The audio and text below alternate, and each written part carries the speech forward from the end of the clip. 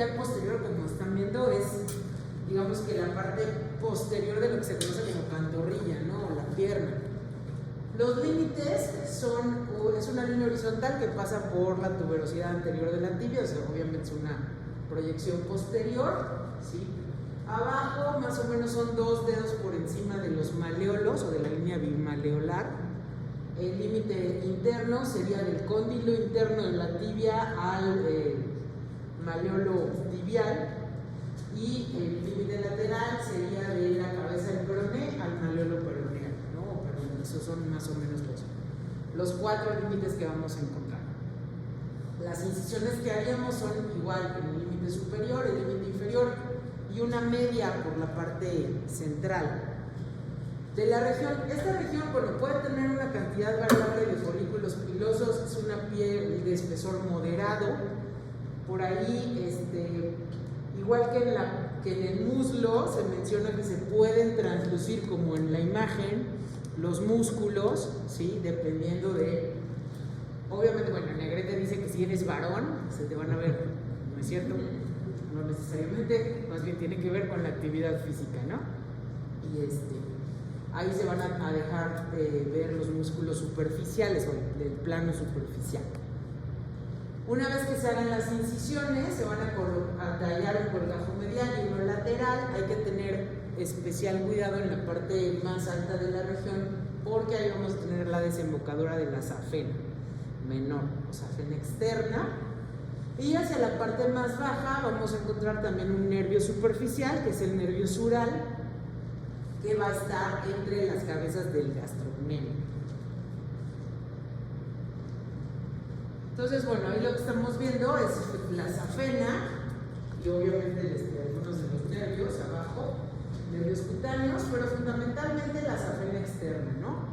Que va a ser su calladito y va a ir a desembocar en la vena poplitea, como vimos la semana pasada. ¿Ok? Vimos cómo se forma la safena externa. Ahí está otra vez la misma. Se va a formar con la vena del dedo pequeño y la mitad externa del arco dorsal del pie. Por ahí va a subir por la parte media de la región tibial posterior, entre las cabezas de los gemelos del gastrocnemio o entre los gemelos, y hace su callado y desemboca en la vena poplitea. Entonces vamos a tener varias colaterales aquí en esta región. Esa sí es bastante abundante en cuanto a venas superficiales, ¿no? Bueno, ya una vez que hemos disecado la safena y el nervio sural medial, se abre la aponeurosis y vamos a empezar con los planos musculares, ¿sí? El primer plano que vamos a encontrar es el plano más superficial, y lo que vamos a encontrar es el gastrocnemio con sus 2 cabezas, una medial y una lateral, que se van a insertar en los cóndilos femorales, medial y lateral, y abajo va a formar parte del tendón calcáneo.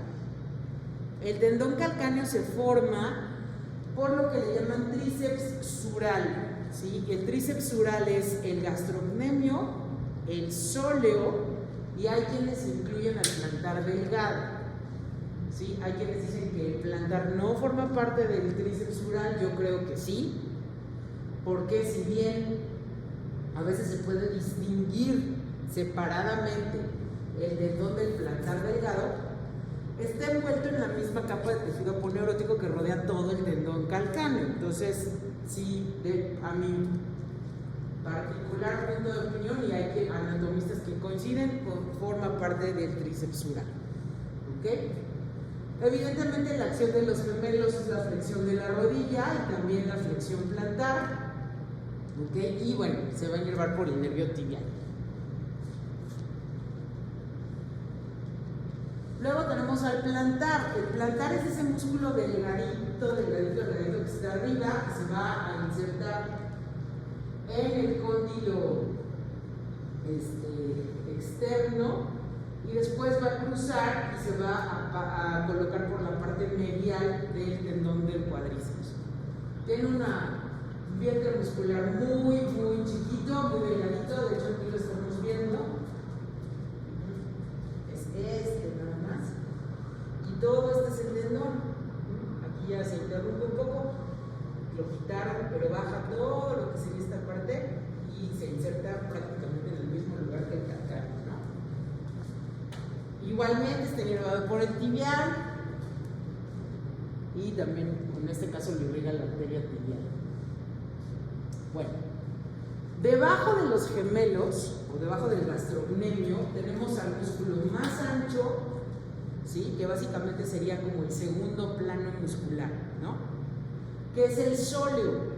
En realidad, el que le da volumen al chamorro no es el gastrocnemio, es el sóleo, ¿sí?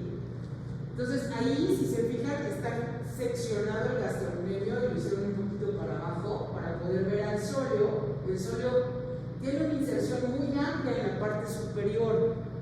De hecho, se va a insertar en la tibia, en la membrana interósea y en el peroné, ¿sí? Y tiene un anillo ahí arriba, ¿sí? Que obviamente se llama el anillo del sóleo, ¿no? Y entonces este anillo es por donde van a dar paso los vasos poplíteos y ahí cambian de nombre. Y el nervio tibial, hay autores que le llaman tibial por arriba del anillo del sóleo y por abajo del anillo del sóleo ya le dicen tibial posterior, pero básicamente es el mismo, ¿ok? Entonces, bueno, este sóleo, como están viendo, es el que tiene mayor masa muscular. Fíjense cómo ahí se ve el tendón del plantar pasando por delante, colocándose en la parte medial del tendón calcáneo y por supuesto va a formar el tendón calcáneo que se va a insertar, como su nombre lo indica, pues en ese hueso, ¿no? Este tendón también es el que le dicen tendón de Aquiles. ¿Y por qué le dicen tendón de Aquiles? Porque era el punto débil de Guerrero Aquiles. De Aquiles. ¿Y por qué era el punto débil, el único punto débil? Porque de ahí lo agarró alguien. Su mamá. Y no se sometió a su pata. Exacto. Yo creo que, o sea, se supone que le dicen a su mamá que lo tiene que ir a meter, creo que era un lago. Sí, una cosa así. Un río. O un río, no sé. ¿Era río o era lago? Río. Para que fuera invencible, porque iba a ser un gran guerrero y demás. Pero supongo que le dijeron a la señora. Es que la señora era mortal. Entonces, y el otro era semidios. Sí, Aquiles era un semidios. Pero ¿qué si ella metía las manos? Es que era mortal, no podía. Se Por eso achicharraba, ¿o? no lo aventó. Pero si lo avienta y luego ¿cómo lo saca? Por eso no, por eso lo agarró. Pues ya no se podía morir. O sea, la mamá en su sillito materno dijo, pues ¿de dónde lo agarro? Que le quede bien poquito de mortalidad. Entonces, pues así nomás de los taloncillos. Lo hubiera agarrado la oreja. Pues también le hubieran dado, entonces hubiera llamado la oreja de Aquiles. La verdad. Bueno, esa es la historia mitológica del semidios Aquiles. Y en la guerra le dieron el tendón y se murió. Claro, le dieron un flechazo en el tendón y nadie se muere de un flechazo. Muy real. Bueno, quién sabe que tenía la flecha, el chiste es que le dieron en el tendón y ya, caminito de la escuela, ¿no? Entonces, bueno, ese tendón de Aquiles o tendón calcáneo se forma pues por el sóleo, el gastrocnemio y el plantar delgado, a pesar de los pesares. Bueno, después vamos a tener en el plano profundo otros 3 músculos, que son el tibial posterior, que está en relación muy estrecha con lo que es el nervio tibial, que les digo que se llaman aquí tibial posterior, ¿sí? Y también con la arteria tibial posterior, y vamos a tener el flexor largo de los dedos, o flexor común de los dedos del pie, y el flexor propio del dedo gordo. Estos son los que vamos a encontrar aquí. En la parte inferior, a nivel del malleolo interno, vamos a encontrar ese manguito aponeurótico que ven ahí, que es como un retináculo de estos flexores. Y ahí van a pasar detrás del malleolo tibial los vasos tibiales posteriores, o sea, la arteria tibial posterior, sus 2 venas, y vamos a encontrar también el nervio, ¿ok? Entonces, esa es una referencia importante. A veces cuesta un poquito de trabajo encontrarla porque el retináculo flexor, pues ahora sí que la protege muchísimo, ¿no? Entonces, bueno, esta es otra imagen.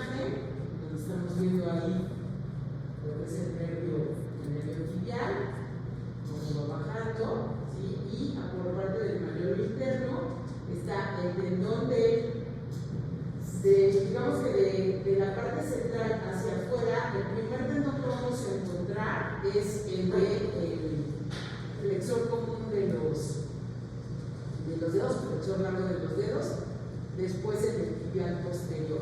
¿Sí?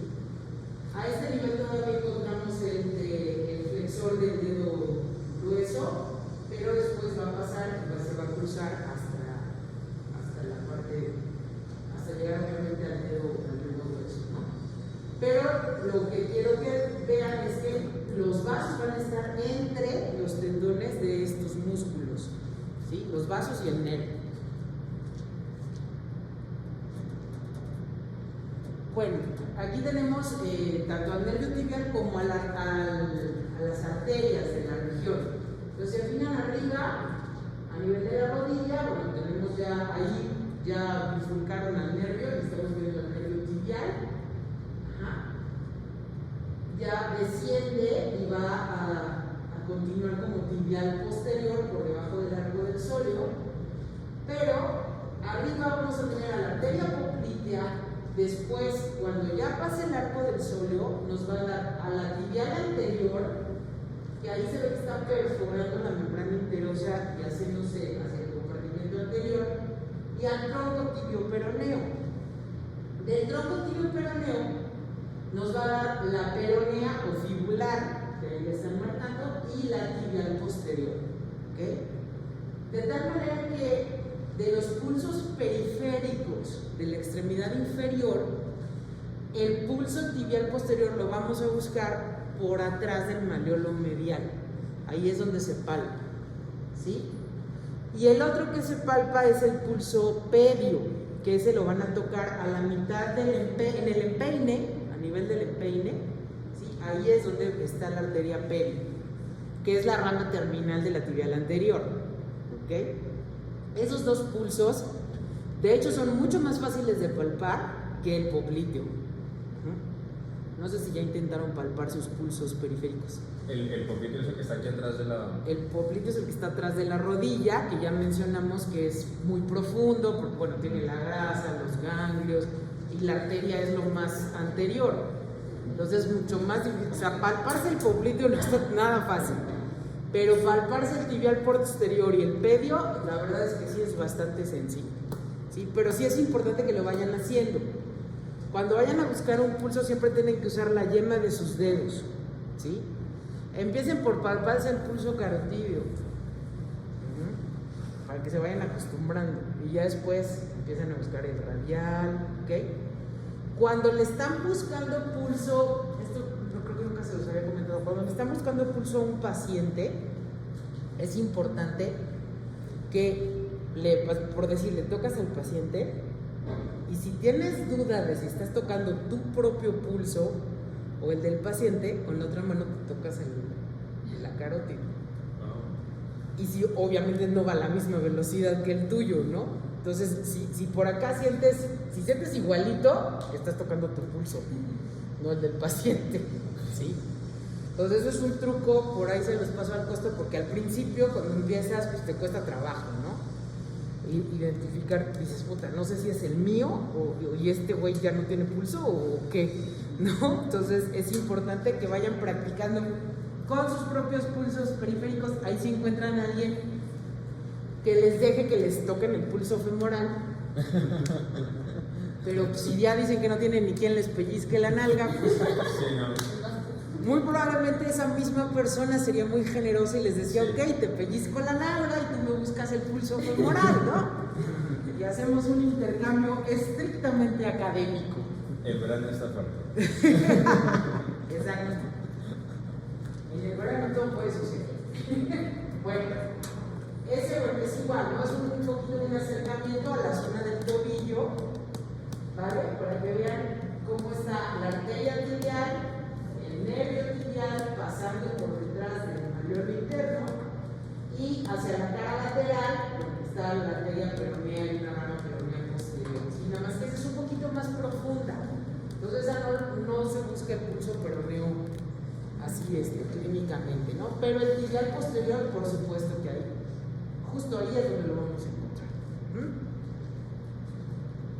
También esto explicaría un poco, por ejemplo, por qué las fracturas de tobillo sangran cañón, o sea, porque está súper vascularizado ahí, ¿no? Entonces, luego se hace un tobillón así como medio elefantiásico, bastante femenino.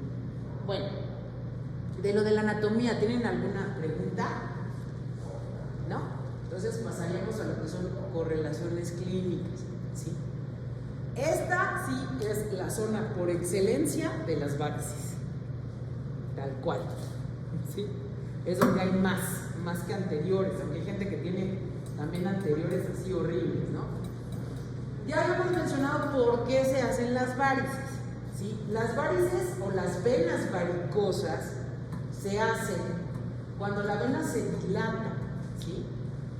Fíjense cómo en la imagen de donde está la venita ahí en azul, en la parte de arriba es una vena normal, tiene sus valvas, le dicen válvulas, es una válvula media chirulera, pero bueno, son 2 valvas nada más. En una vena normal estas valvas están cerradas, entonces impiden el reflujo, ¿sí? Acuérdense que el precio de la bipedestación son las varices, ¿sí? Muy difícilmente ustedes van a encontrar un cuadrúpedo con varices. Digo, también se tienen que pelear contra la gravedad, pero no tanto como nosotros, ¿no? Entonces el precio de caminar erectos son las varices, ¿sí? Idealmente la vena mantiene su calibre normal y entonces las valvas se juntan y no tienes reflujo.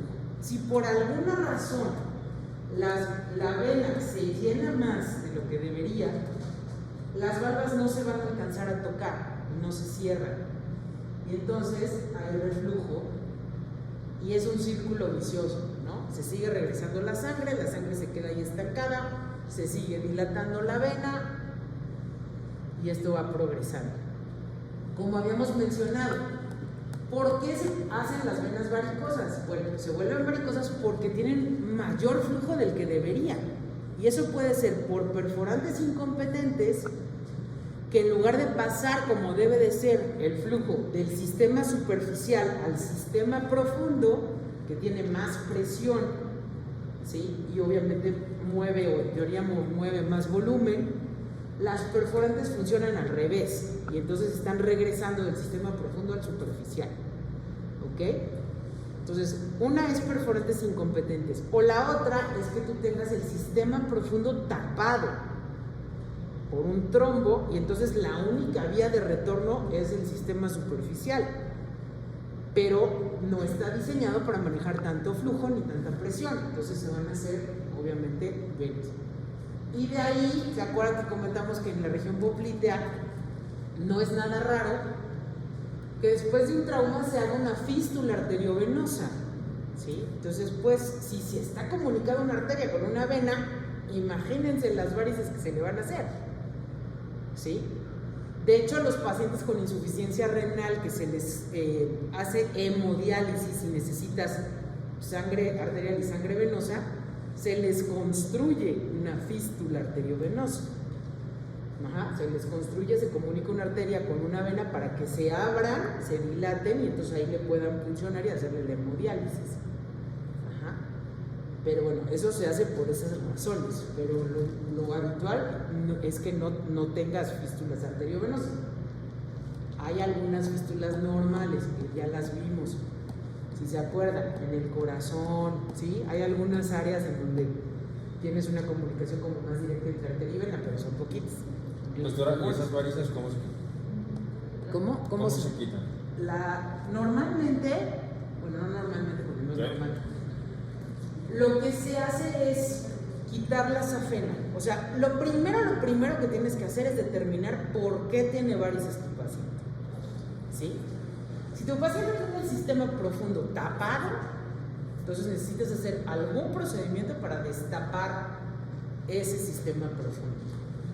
No son muy... hay un chorro de procedimientos quirúrgicos para destapar el sistema venoso profundo, ninguno es particularmente efectivo, ¿no? Pues yo siempre he dicho que cuando hay más de un tratamiento para una enfermedad, es que ninguno sirve bien. Claro. Porque si sirviera bien uno, o sea, por ejemplo, ¿por qué para la apendicitis el único tratamiento es la apendicectomía? Pues porque quitas el apéndice y se acabó la apendicitis, ¿no? Pero si tienes 10 procedimientos quirúrgicos para una misma enfermedad, pues es que no tienes un estándar de oro, como se dice en estadística, ¿no? No tienes estándar de oro, pues tienes algunos, ¿no? Pues este funciona al 80, este al 90, este al 75. Entonces, eso pasa mucho con la cirugía venosa profunda, ¿ok? En dado caso que tú tengas un problema venoso profundo, lo tienes que resolver. Y si no lo puedes resolver, ese paciente va a vivir con varices toda su vida. Porque es el único retorno que tiene, ¿ok? Si es por perforantes incompetentes, hay varias pruebas para encontrar a las perforantes incompetentes. Entonces, ¿qué se hace? Lo que se llama safenectomía. Quitas la safena, casi siempre es la safena mayor, bueno, las dos, pero más que nada la safena mayor, y ligas y quitas todas las perforantes incompetentes que hay.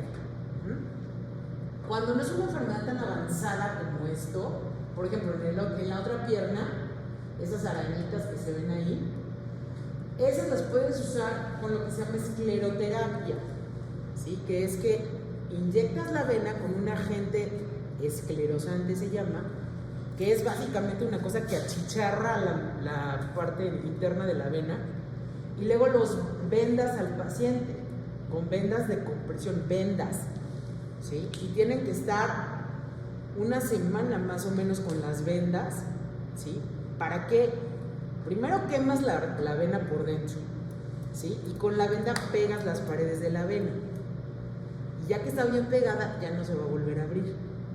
Si los pacientes no usan las vendas después de la escleroterapia, les van a volver a salir. Se va a recanalizar la vena y otra vez van a tener varices. Y ese cuento nunca acaba, ¿no? Entonces, se pueden hacer eso cuando no es muy avanzado, o para las arañitas, ¿no? Porque a veces se hacen arañitas aquí o donde sea. Para esas, con escleroterapia se quitan. Pero la cosa es que, bueno, si te quieres hacer eso, pues espérate que haga frío, mano, porque con este hijo calor y vendas de compresión, está muy y no te las puedes quitar, para nada. O sea, te las ponen y tienes que estar los 10 días con las vendas puestas. Claro que sí, pero con una bolsa de plástico, para que no se mojen, ¿sí? O si se te mojan, pues luego las sacas al sol para que se sequen ahí las vendas puestas. Te asoleas y haces la fotosíntesis, ¿sí? Entonces, bueno, eso es lo que por ejemplo, estos pacientes, aparentemente, o sea, la cirugía, la safenectomía, en teoría es bien rápida y bien fácil. Haces una incisión aquí, ¿sí? Identificas lo que hablamos de la estrella safena, ligas las perforantes, ¿sí? Abres la safena y haces otro abajo, en el pie, en donde se origina.